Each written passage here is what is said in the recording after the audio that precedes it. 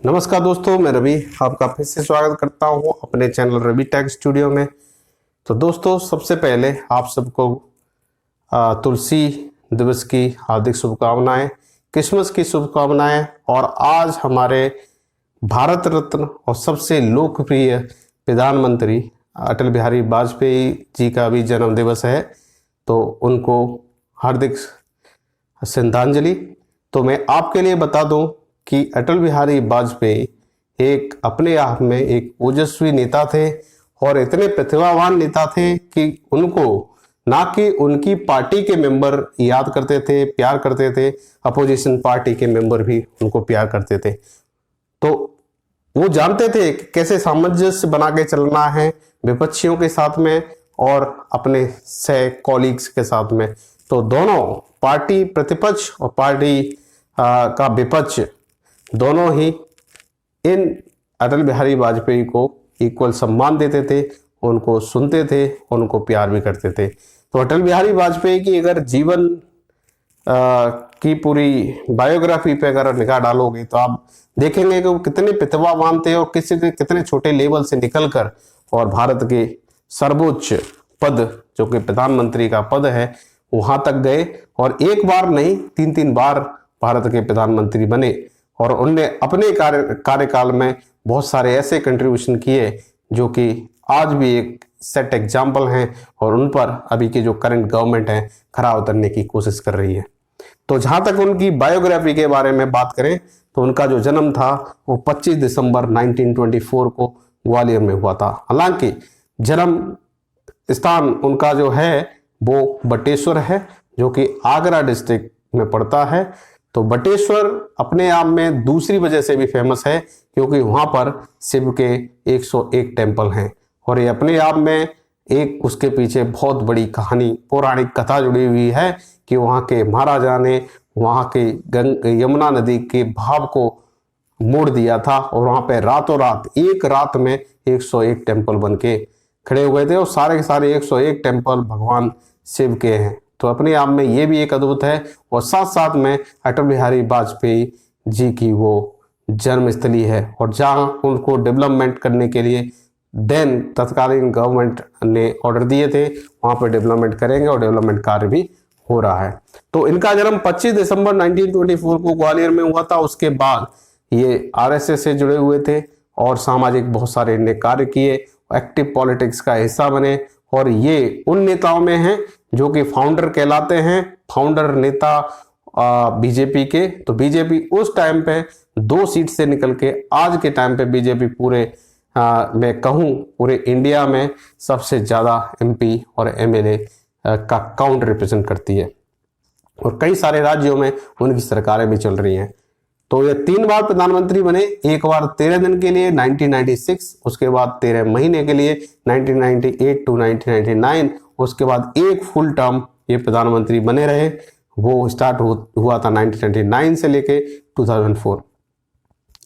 तो ये 3 बार प्रधानमंत्री बने और तीनों बार बहुत सारे इनने काम किए जो कि अपने आप में रिमार्केबल है। और एक ओजस्वी नेता के साथ साथ एक बहुत बड़े कवि भी ये थे। कई सारी उनकी कविताएं हैं जिनको अगर हम पढ़ें बहुत सारा मोटिवेशन मिलता है।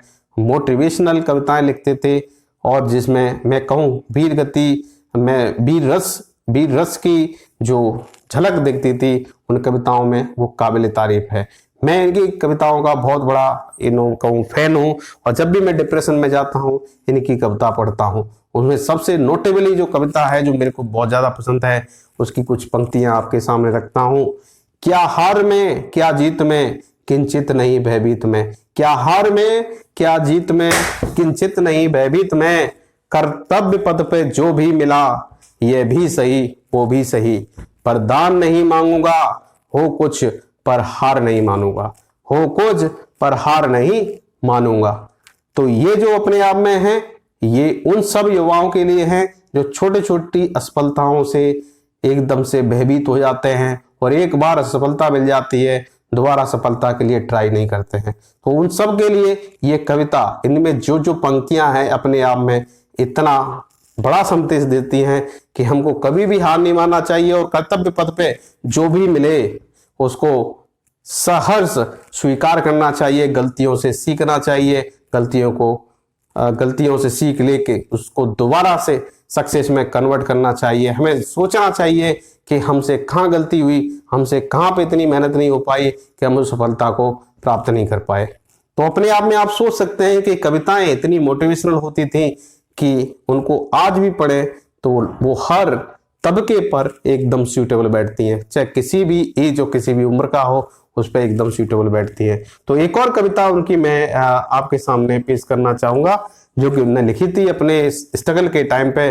बाधाएं आती हैं आए, घिरे पिरे की घोर घटाएं, पांवों के नीचे अंगारे, सिर पर बरसें यदि ज्वालाएं।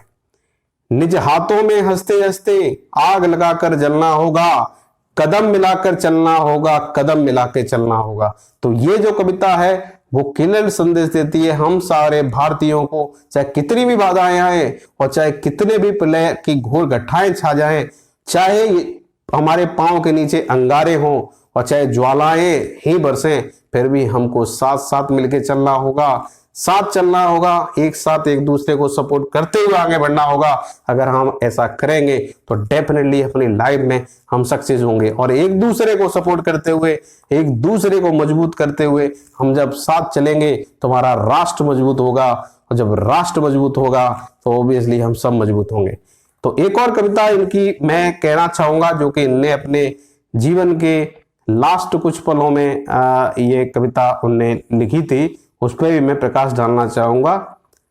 ठन गई मौत से ठन गई, ठन गई मौत से ठन गई, जूझने का मेरा इरादा ना था, जूझने का मेरा इरादा ना था, मोड़ पर मिलेंगे इसका भी कोई वादा ना था। रास्ता रोक कर वह खड़ी हो गई, यूं लगा जिंदगी से बड़ी हो गई। रास्ता रोक कर वो खड़ी हो गई, यूं लगा जिंदगी से बड़ी हो गई, पर मेरा रुकने का कोई इरादा नहीं था और ना ही दोबारा रुकने का कोई इरादा नहीं था।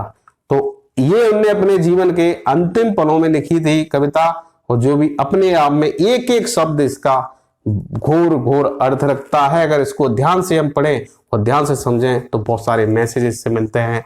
इसी के साथ एक और कविता इनकी मैं आपके बीच में प्रस्तुत करना चाहूंगा। ये कविता है टूटे हुए सपनों की कौन सुने सिसकी, टूटे हुए सपनों की कौन सुने सिसकी, अंतर की चीर बिता पलकों पे ठिठकी। हार नहीं मानूंगा रार नहीं ठानूंगा, हार नहीं मानूंगा और रार नहीं ठानूंगा, काल के कपाल पर लिखता मिटाता हूं, गीत नया गाता हूं और गीत नया गाता हूं। बेनकाब चेहरे हैं दाग बड़े गहरे हैं, टूटता तिलस्म आज सज से बहकाता हूं, गीत नहीं गाता हूं। लगी कुछ ऐसी नजर बिखरा शीशे का शहर, लगी कुछ ऐसी नजर बिखरा शीशे सा शहर, अपनों के मेले में मीत नहीं पाता हूं, गीत नहीं गाता हूं। पीठ में छुरी सा चांद राहु गया रेखा फांद, पीठ में छुरी सा चांद राहु गया रेखा फांद, मुक्ति के क्षणों में बार बार बंध जाता हूं, गीत नहीं गाता हूं, मैं गीत नहीं गाता हूं। तो इनकी जो इतनी कविता है उनको जितनी बार हम पढ़ें और जितनी बार उसको अपने जीवन में ढालने की कोशिश करें वो कम है। एक एक शब्दों में वो मोती की वो माला पिरो के चले गए, जो कि हम अगर उनको फॉलो करना चाहें तो शायद ही हम उनकी हर चीज को फॉलो कर पाएंगे। और ये अपने आप में एक काबिल तारीफ है। और ये हमारे ऐसे थे प्रधानमंत्री, वो प्रधानमंत्री जो अपने आप में भारत रत्न थे। अगर भारत रत्न को दिया गया तो वो डिजर्व करते थे इस चीज को, और इसलिए दिया गया। उनकी मृत्यु हुई थी 16 अगस्त 2018 को, जो कि इतनी बड़ी क्षति थी हमारे पॉलिटिकल फील्ड के लिए जिसको भर पाना बड़ा मुश्किल है। कई पॉलिटिशियन आएंगे और जाते रहेंगे, पर उनमें से कुछ पॉलिटिशियन होते हैं जो एक अमिट छाप छोड़ के चले जाते हैं। उनमें से हैं हमारे अटल बिहारी वाजपेयी जी। तो आज के दिन हम उनको याद करते हैं क्योंकि आज उनका जन्म दिवस है 25 दिसंबर, और उनका जो जन्म हुआ था 25 दिसंबर 1924 इन द ग्वालियर। तो आज के दिन हम इस दिवस को उनके जन्म दिवस के रूप में मनाते हैं। और अपनी श्रद्धांजलि उनको अर्पित करते हैं। तो दोस्तों, हमें ऐसी पर्सनैलिटी जो कि समाज के लिए सोचती है, हमारे लिए सोचती है, अपने लिए कुछ भी उन्होंने नहीं रखा, पूरा जीवन हमारे लिए रखा, हमारे लिए उन्होंने पूरा जीवन डिवोट किया, अच्छी और पॉजिटिव पॉलिटिक्स भी की और इस देश को भी लीड किया, ऐसे लीडर को मेरा सत सत नमन। इसी के साथ मैं अपनी वाणी को विराम देता हूँ। मिलता हूँ अगले वीडियो में एक नए अपडेट के साथ।